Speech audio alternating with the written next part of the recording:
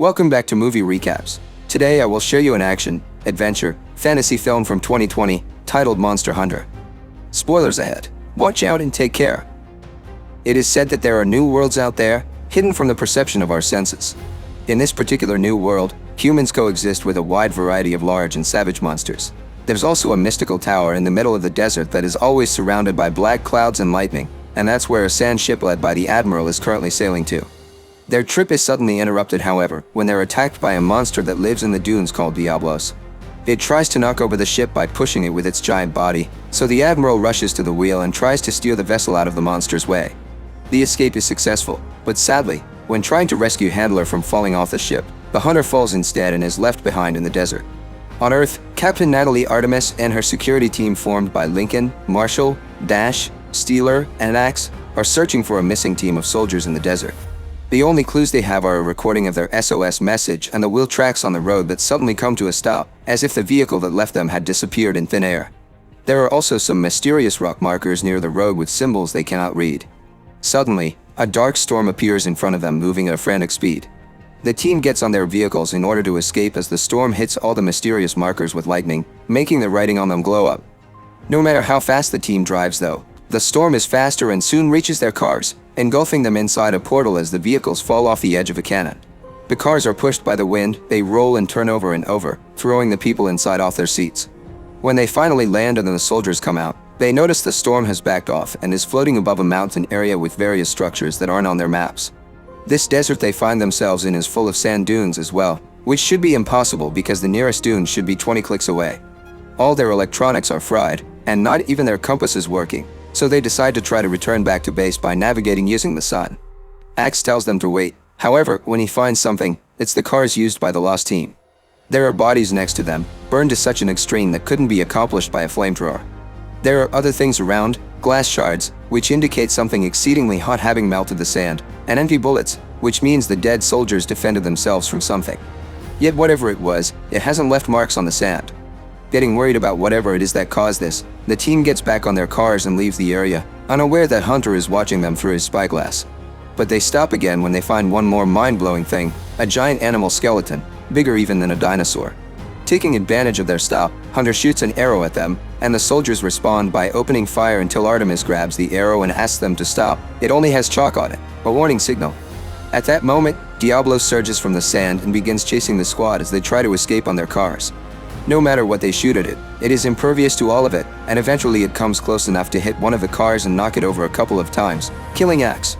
Steeler manages to run away before the car gets crushed and jumps on the jeep with the others, but they don't manage to get too far before Diablos knocks over this car as well and impales Steeler with his tusk. Right before dying, he throws a couple of grenades at the monster, which don't hurt him but offer an opening for his team to hide among the rocky formations. As Hunter shoots a smoke arrow at Diablos to slow it down, the squad enters a cave with an entrance too small for the monster to follow them, so it gives up for now and leaves. Dash starts to panic about their situation, but Artemis, as a leader, gives out orders and tells them they'll be good soldiers and survive as such. Her words are interrupted, however, when she's suddenly taken by a spider-like monster called Nerskyla, which stings her and injects her some paralyzing venom before dropping her and running away when the soldiers start shooting at it. Marshall and Lincoln try to give Artemis CPR to no avail, and Dash begs them to get going, because more Nersillas are coming out now that night has fallen. Assuming Artemis is dead, Lincoln, Marshall, and Dash leave the cave as they continue to fire at the monster with the help of Hunter, who is shooting explosive arrows from atop a cliff and must run away when a Nerskyla comes after him. Dash trips and falls, delaying her group's escape. This gives one of the monsters the opportunity to attack from above and capture Marshall. While Hunter hides in his secret cave lair, Artemis wakes up, feeling rather dizzy. She can hear her teammates' screams coming from outside, but she soon is knocked out again when a Nerskyla finds her.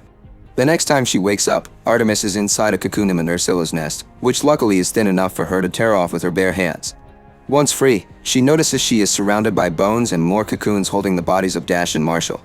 Fighting off the dizziness and the pain, Artemis picks up her teammate's fallen pouch and retrieves 2 flares, an oxygen can, and a bunch of bullets. Using one of the flares as both defense and light, she walks down some kind of hallway made of spider web and is suddenly startled by Lincoln, who can't feel his arm and is suffering from chest pain. Unaware that the monsters are following them, Artemis helps Lincoln walk towards an exit when her flare goes off. In the time it takes her to turn on the other one, a Nerskyla appears in front of them, which Artemis keeps at bay with her new flare. Things get complicated though, when Lincoln feels more pain on his body and tears off his shirt only to find out there are hatching eggs on his wound. The nurse Skyla grabs him and takes him away, and when it tries to do the same with Artemis, she lights it on fire by combining the flare with the oxygen can, causing the whole nest to burn. Artemis starts climbing towards the exit and she almost makes it when a nurse Skyla grabs her leg and drags her back in, so she frees herself by throwing the bullets she salvaged into the fire, making them explode. When she finally comes out of the cave, it's morning, and the sunlight prevents the Nursillas from following her. After having a freak out about the crawling sensations on her body, she cuts open a bullet she finds on the ground and pours the gunpowder on the wound on her ankle. Then she hits 2 rocks together to create a spark and ignite the powder, effectively cauterizing the wound. Afterward, she goes up the hill to get a better understanding of the area, but she only sees desert all around her and the storm that brought her here far on the horizon.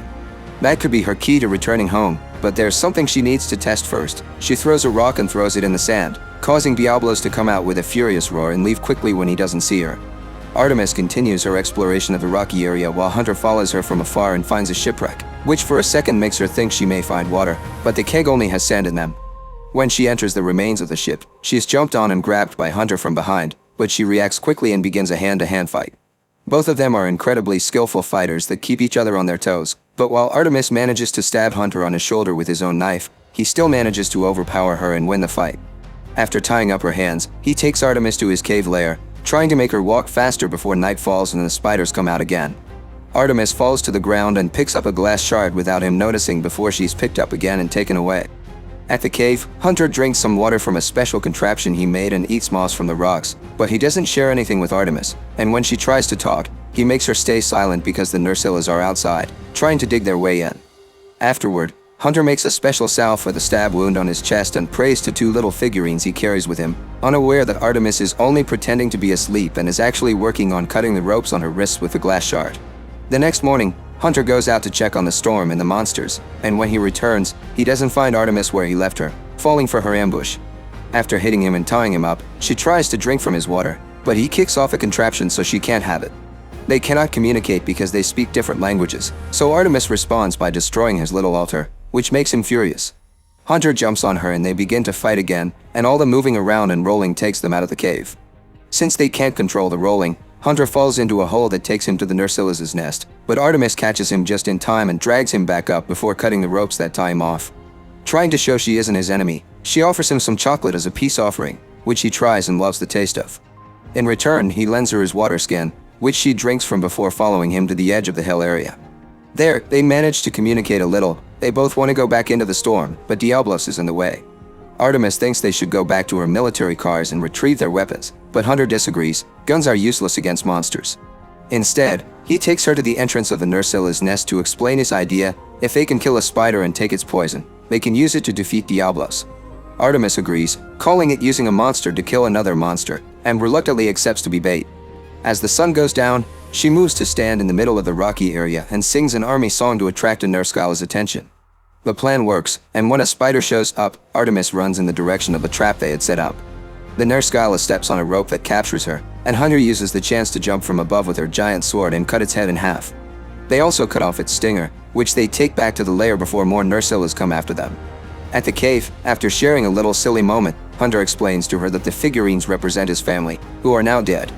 The next day, they start getting their plan ready.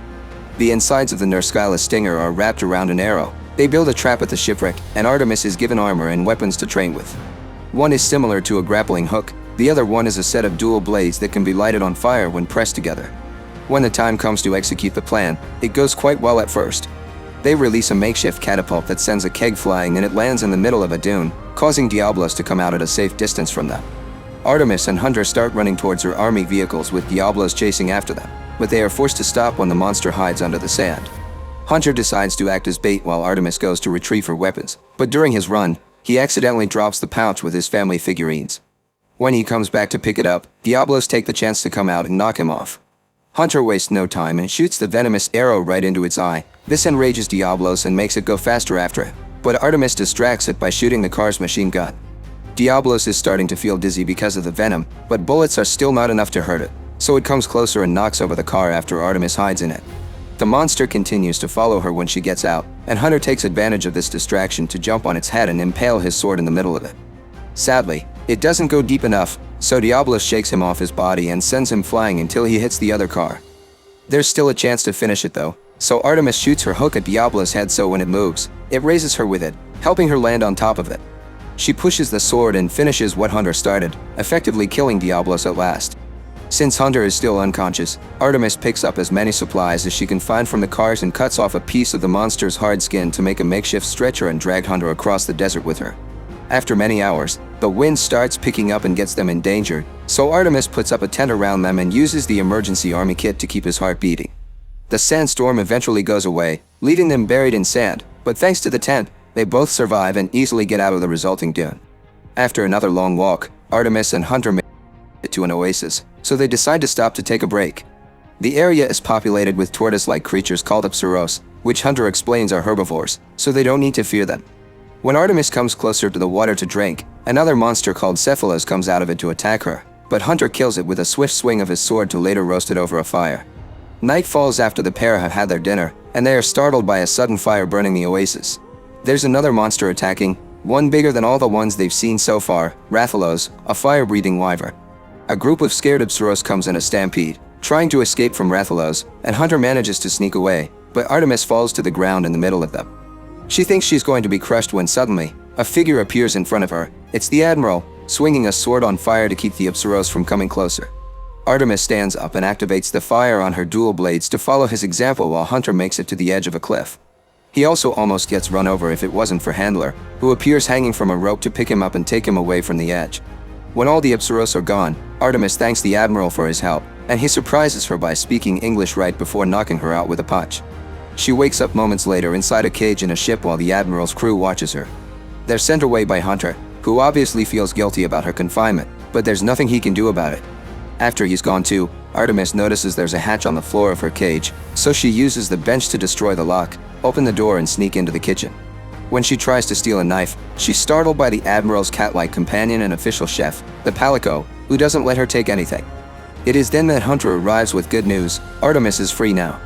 He takes her to see the Admiral, who apologizes to her for the misunderstanding and removes her shackles before explaining why he did so in the first place.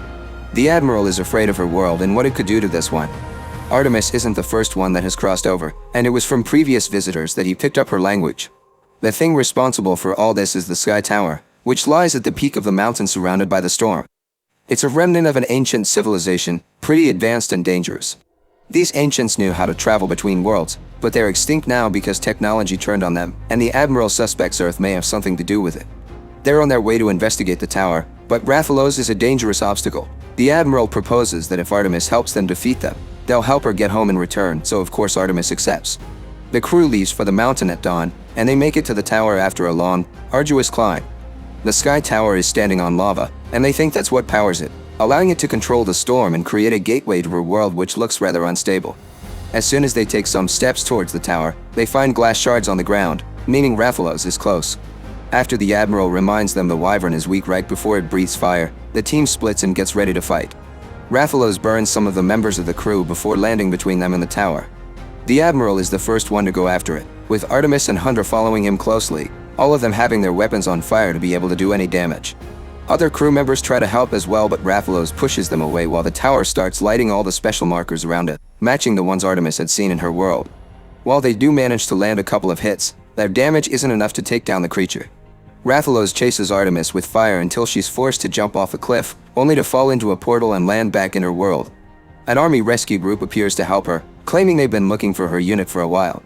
After putting her on a stretcher and taking her to their plane, they take off, but they don't manage to go too far. The storm appears above them again and Rathalos comes flying into this world. The monster destroys the plane and makes it crash before going after the other vehicles. Not being bothered by the shower of bullets, the soldiers are shooting at it and killing them all by breathing fire on them or even eating them. Artemis, who's managed to survive the crash, sees all this and comes up with a plan. After grabbing 2 flares from the wrecked plane, she runs towards Rathalos and shoots her hook at its wing, stabbing it with his knife when she is dragged closer. This enrages the beast, which is about to breathe fire on her for what she did.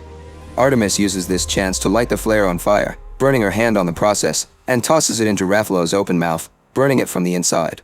Sadly, this is still not enough damage to kill the monster. It raises again, ready to attack Artemis, but it's interrupted by Hunter, who starts shooting some of his explosive arrows. One of them manages to get inside Rathalos through a wound left by the flare, and this is the final hit needed to kill the beast at last. The Admiral arrives after that, telling her they came because they couldn't let the monsters destroy her world. The Sky Tower has opened another portal, and there is a creature called Gore Magala on top of it, so Artemis decides to go back to the other world with them to destroy the tower and end this cycle once and for all. She, Hunter, and the Admiral go after the new monster, pushing it back into its world as the Chef Palico joins the fight. Unknown to them, a mysterious cloaked figure observes the battle from the top of the tower. Make sure to subscribe and turn on notifications so you can watch more videos like this. Thanks for watching.